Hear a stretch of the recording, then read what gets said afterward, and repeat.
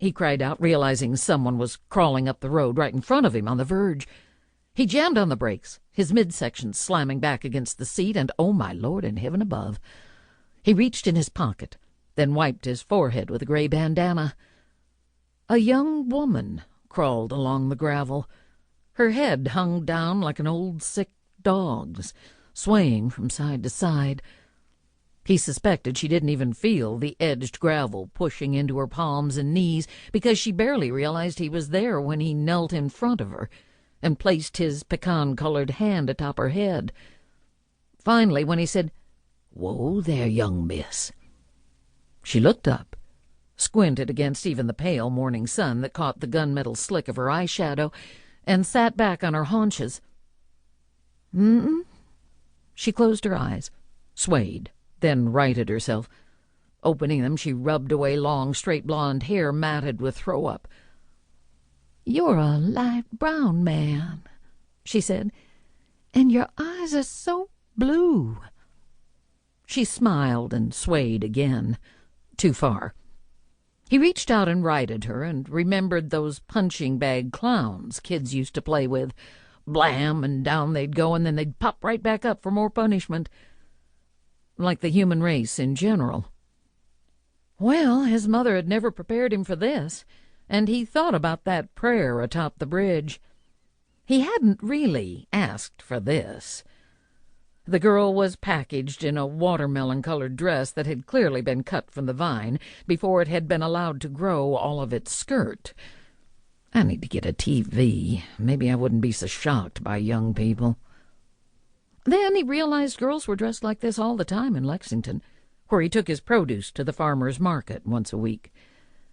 He just wasn't used to seeing them mid-Monday mornings along Route 11. That was it, a matter of context. He certainly didn't want to think of himself as a judgmental old coot. It wasn't like he didn't know what a hangover felt like. Now, that was something a fellow remembered, even though many rings had accumulated on the trees in the woods since. She leaned over and heaved on the roadside grasses.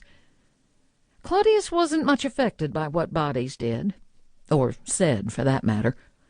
He pulled out his bandana again from the back pocket of his gray work pants while waiting for her to finish. He'd get her a Coke. A cold bottle of that worked miracles, and there was that liquor store just around the corner. They tried to call it a convenience store, but it was only convenient if you were trying to buy a case of light beer. When she straightened, he wiped her face. "You look like you had a rough time of it." She nodded and moaned softly.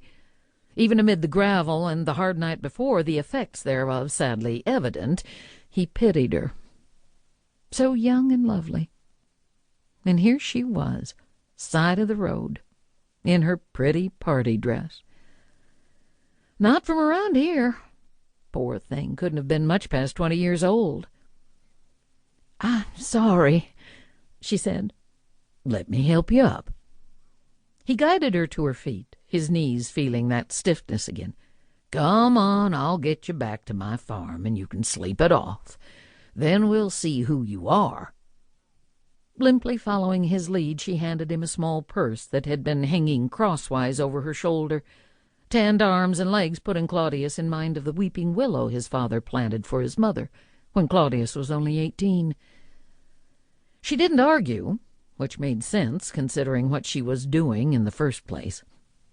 She probably needs to argue with life a little more than she does. Well, don't we all? It wasn't as if his life had made much of a difference to anybody but his parents, and the animals, and the land. There was that, of course. He helped her into the passenger seat, smelled the sourness of her breath as he buckled her in, thankful for her sake he wouldn't hurt even a garter snake, glad he'd found her before someone else had, someone of dubious intent. He settled her purse next to her, then wiped the gravel from her knees and palms. Maybe he'd sneak in a word or two that she might want to be more careful in the future.